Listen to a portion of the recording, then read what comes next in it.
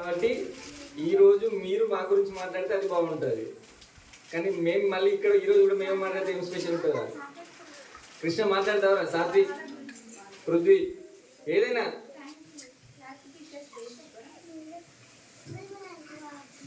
పాట వస్తుందా? ఓకే సరే, ముందుగా అందరికీ కూడా ఉపాధ్యాయ దినోత్సవ శుభాకాంక్షలు. First of all thanks to our Gajulapalli villages. ఒక మంచి చక్కని సాంప్రదాయాన్ని తీసుకొచ్చిర్రు. ఎందుకోసం అంటే మన చిన్నబడి కాబట్టి వాళ్ళకు ఏది ఎట్లా చేయాలనేది కొంత అవగాహన ఉండదు. ఉపాధ్యాయ దినోత్సవం రోజు టీచర్స్ను ఇట్లా సత్కరించుకోవాలి అన్న అవగాహన ఉండదు. చివరికి మేడమో లేకపోతే మేము ఎవరమో మళ్ళీ మేమే చెప్పి మేమే ఈ పలానా రోజు ఇది ఉపాధ్యాయ దినోత్సవం రా, ఈ రోజు మన గురువులను మనం గౌరవించుకునే దినోత్సవము అని చెప్పి మేము, అదే హై స్కూల్లో అయితే ఈ పరిస్థితి ఉండదు. వాళ్ళు పెద్దవాళ్ళు కాబట్టి వాళ్ళకి దానికి సంబంధించిన అవగాహన ఉంటుంది కాబట్టి వాళ్ళు రకరకాల కార్యక్రమాలు చేస్తారు. అదే ఇక్కడ సంబంధించి ఒక మంచి చక్కని సంప్రదాయం తీసుకొచ్చింది. ఫస్ట్ ఆఫ్ ఆల్ మీ అందరికి కూడా ధన్యవాదాలు. ఎందుకంటే గత సంవత్సరం 10 సంవత్సరం కూడా స్వచ్ఛందంగా ముందుకు వచ్చి ఒక మా సార్లను మనము గౌరవించుకోవాలని ఒక మంచి సదుద్దేశంతో కార్యక్రమాన్ని నిర్వహిస్తున్నందుకు once again thanks to you. So ఇంకొక అంశం ఏంటంటే గురు పూజోత్సవం గురించి చాలా ఆల్రెడీ చెప్పిండు రవిరెడ్డి సార్, అనిరెడ్డి సారు అందరూ కూడా చెప్పడం జరిగింది. ఒక గొప్ప వ్యక్తి యొక్క జన్మదినం రోజు గురువులకు అందరికీ ఒక గౌరవ సూచకంగా ఈరోజు మనము ఉపాధ్యాయ దినోత్సవాన్ని జరుపుకుంటున్నాం. చూడు, సో మరెవరో కాదు, మన సర్వేపల్లి రాధాకృష్ణన్ గారు. సో ఒక ఉపాధ్యాయ వృత్తి నుంచి రాష్ట్రపతి స్థాయికి ఎదిగి కేవలం రాష్ట్రపతిగా ఎదిగినందుకు మాత్రమే కాదు, ఒక వ్యక్తిగా సమున్నతి శిఖరాలను వ్యక్తిత్వంలో ఒక ఉపాధ్యాయునిగా ఒక గొప్ప వ్యక్తిగా ఉన్నాడు. కాబట్టి తన బర్త్డే రోజు ఈరోజు మనము ఉపాధ్యాయ దినోత్సవం జరుపుకుంటాం. చాలా మంది చాలా ఉన్నత శిఖరాలు ఎదిగిన వాళ్ళు ఉన్నారు, మంచి మంచి హోదాలు పొందిన వాళ్ళు ఉన్నారు. మరి రాష్ట్రపతి హోదాలు చాలా మంది పొందిన వాళ్ళు ఉండొచ్చు, మంచి మంచి హోదాలు కూడా పొంది ఉండవచ్చు.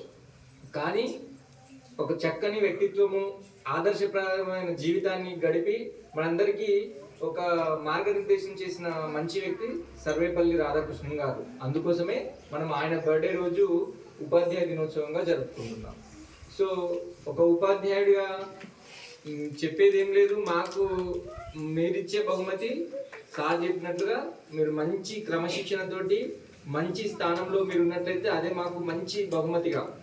మీరు వచ్చి మాకు శాల్వాలో లేకపోతే పూలో ఇవి వేస్తే కాదు, మాకు మీరు ఇచ్చే సత్కారం ఏంది, మంచి చక్కగా డిసిప్లిన్గా ఉండి మంచి చదువుకొని మంచి స్థానాలకు పోయి సార్ అప్పుడు ఫోన్ చేసి, మేము ఏ స్కూల్లో ఉన్నా కూడా మాకు ఫోన్ చేసి, సార్ నేను పలానా స్కూల్లో టాపర్గా ఉన్నాను సార్, లేకపోతే పలానా ఉద్యోగం వచ్చింది సార్, నాకు ఇట్లా మంచి పొజిషన్లో ఉన్నాను సార్ అని మీరు కాల్ చేసి చెప్పారనుకోండి, అప్పుడు ఒక ఉపాధ్యాయునికి ఉండే సంతోషం అంతకు మించిన సంతోషం ఉండదు.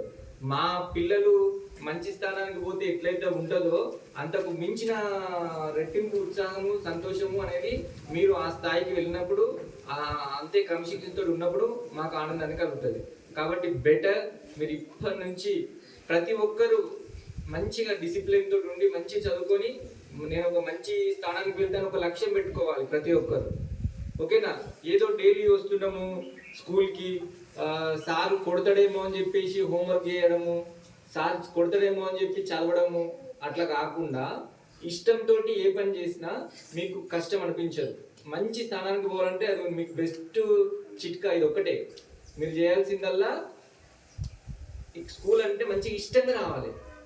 రేకపోతే సార్ పనిష్మెంట్ ఇస్తాడనో హోంవర్క్ అయినా సరే మంచిగా. ఎందుకోసం మనం బడికి వస్తున్నాం?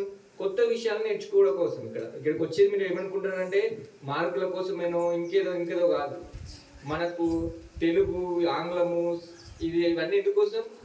మీకు సంబంధించిన ప్రపంచంలో ఉన్న విజ్ఞానాన్ని తెలుసుకోవడం కోసమే ఇవన్నీ. ఈ పరీక్షలు ఇవన్నీ కూడా మీకు ఎంతవరకు మీరు తెలుసుకున్నారు అనేది పరీక్షించడం కోసం. మార్కులు అనేది not at all A matter. ఓకేనా? సో బెటర్ ఏంటంటే ఒక ఉపాధ్యాయునిగా మేము మీ నుంచి ఆశించేది మంచి బహుమతి ఏదైనా ఉంది అంటే ఖచ్చితంగా మీ యొక్క మంచి అభివృద్ధి మాకు మంచి బహుమతి. ఇంకా చెప్పాలంటే మాకు రాజపల్లిలో ఇప్పటికి ఆల్మోస్ట్ 6 years, 2018 నుంచి 2024 అయిపోయింది. చూస్తున్నాగానే 6 years అయిపోయింది.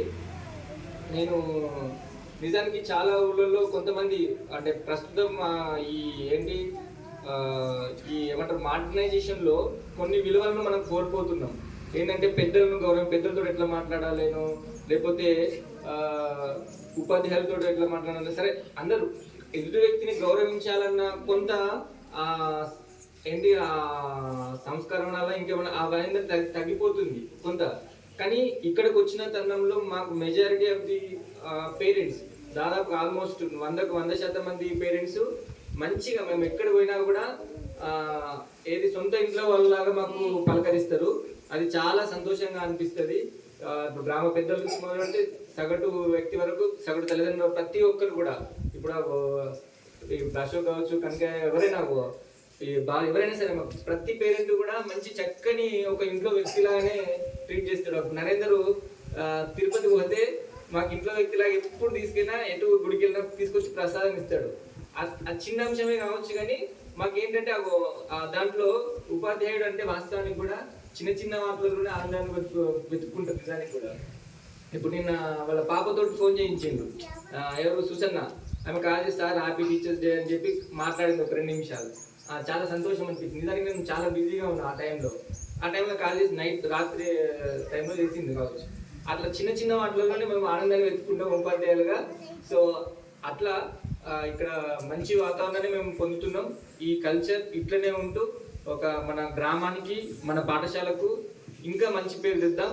సో మనకు కొద్దిగా ఈ అకాడమిక్ ఇయర్ సంబంధించి కొంత మన పనులలో కొద్దిగా మనం వెనుకబడ్డాం. బట్ వెనుకబడ్డంత మాత్రం ఇది ఇక్కడికి ఆగిపోదు. ఈ వర్క్ ఆల్మోస్ట్ కొంత పెండింగ్ ఉంది. అది కూడా పూర్తి చేసుకొని మనం ఇంకా గతంలో మాదిరిగానే గాజులపల్లి పాఠశాల అంటే మళ్ళీ స్టిల్ మనము ఒక మంచి బ్రాండ్ లాగా మనం తయారు చేసుకొని మేము ఉన్న రోజులు మా శాయశక్తుల పిల్లల అభివృద్ధికి పాటుపడుతూ మీకు ఇచ్చే కనుక మేము అదే అనుకుంటున్నాం. ఖచ్చితంగా మా శాయశక్తుల కృషి చేస్తాం. మీరు వచ్చినా మాకు రాకున్నా ఎట్టి పరిస్థితుల్లో దాంట్లో మాత్రం కాంప్రమైజ్ అయ్యే అంశమే లేదు. ఖచ్చితంగా అది మా వంతు కృషి మేము చేస్తాం.